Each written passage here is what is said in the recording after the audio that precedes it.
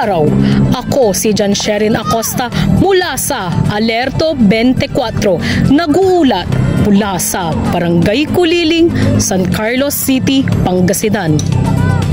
Sa kasalukuyan, ang hanging abagat ang ating sinusubaybayan. Inaasahang magdudulot ito ng katamtaman hanggang sa malakas na pag-ulan sa ilang bahagi ng Pangasinan sa loob ng 2 hanggang 3 oras at maaaring makaapekto sa mga kalapit na lugar.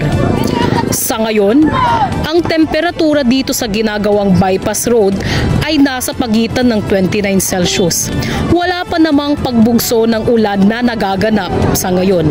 Ngunit pinapaalalahanan ang lahat na palaging maging alerto at sumubaybay sa mga Facebook pages ng iyong lokal na pamahalaan at DOST Pag-asa para maging updated sa kasalukuyang panahon. Muli, ako si Jan Sherin Acosta, ang iyong tagapagbalita sa araw na ito.